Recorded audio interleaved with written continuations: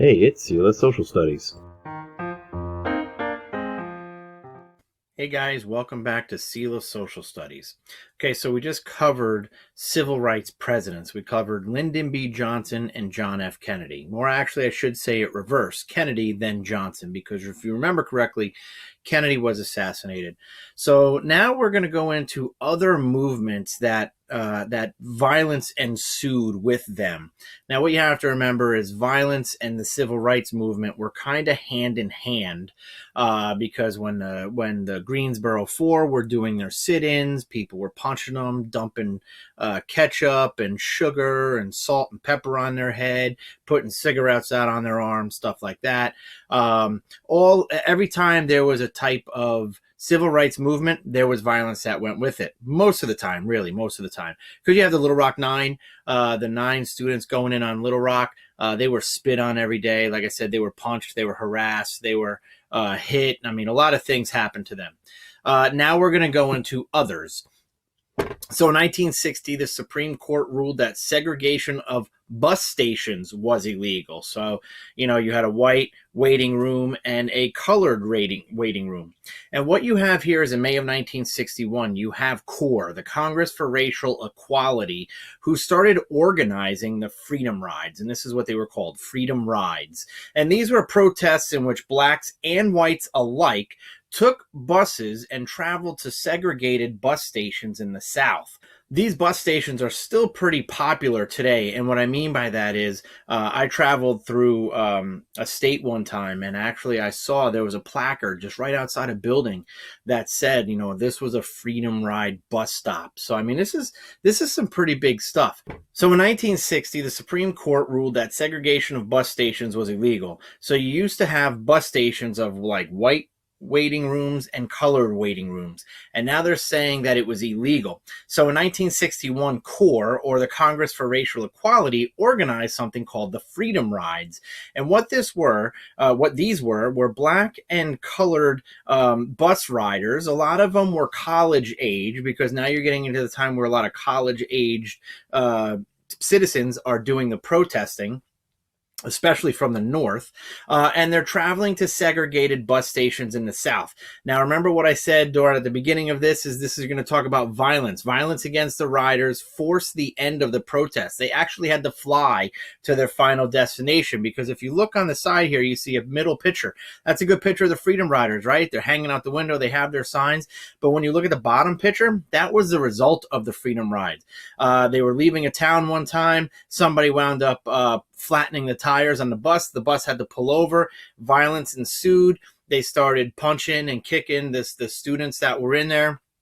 They threw fire bombs in the back of the bus. It caught on fire, and there's your result. SNCC decided, remember, the Student Nonviolent Coordinating Committee decided to come in and continue the Freedom Rides, and they were again attacked by furious mobs, and many of them were jailed, white and black. Kennedy orders the Interstate Commerce Commission Act to enforce strict bans on segregation in interstate bus terminals. Remember, Kennedy doesn't get assassinated until 1963. This happened in 1961. We kind of divided it up that way. All right, next stop we have is Birmingham, Alabama. 1963, Martin Luther King organized marches in Birmingham, Alabama. Now, King was originally jailed for marching without a permit, and he was released and was able to do more marches and lead more marches. And here's one of them. May 1963, 2,500 demonstrators marched in nonviolent protest. Remember, the civil disobedience, nonviolent protesting.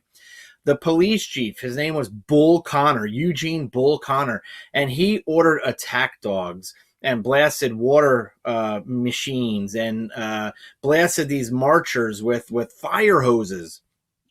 And I will put some pictures in here for you to see, because it's devastating. He's sicked the attack dogs on him. It's unbelievable to see what they did to these protesters just because they were marching in the street. Now the plan worked, because these images were televised across the nation, and now the nation is seeing, oh my gosh, is this really happening in the South? So this march on Birmingham was a success for King because of the fact that people were able to see what was going on in the South. And there's a picture right there for you. Speaking about King, right? We said that right there, June of 1963. Kennedy is assassinated in November. He announces a support for a civil rights bill. So in order for King to support this bill, he holds what we call the March on Washington to show the support for the civil rights bill that Kennedy was supporting. All right. So remember, this happened still when Kennedy was alive. He's not shot until November. And on August 28th, 1963, Martin Luther King gives I Have a Dream speech, or his very, very famous I Have a Dream speech, before about 250,000 people who were lined up on the square there in Washington, D.C. You can look up short snippets, and you probably could look up the whole speech online if you wish. It's a really good speech. This is his I Have a Dream speech, where, you know, his dream is that his children, his colored children and white children, can be, you know, together and go to school together and have the same equality. So that's all showing support for that civil rights bill that Kennedy was supporting. But remember, Kennedy gets shot in November of 1963, so he's not able to pass it. But remember when we covered the presidents, we said Johnson pushed ahead a lot of Kennedy's plans, and here's one of them, the Civil Rights Act of 1964. There's your picture right there.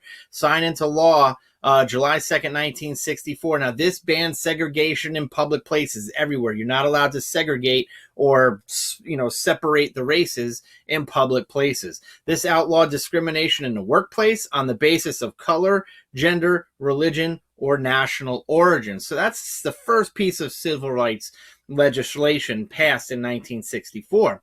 The next one we're going to cover right here is the Voting Act rights of 1965.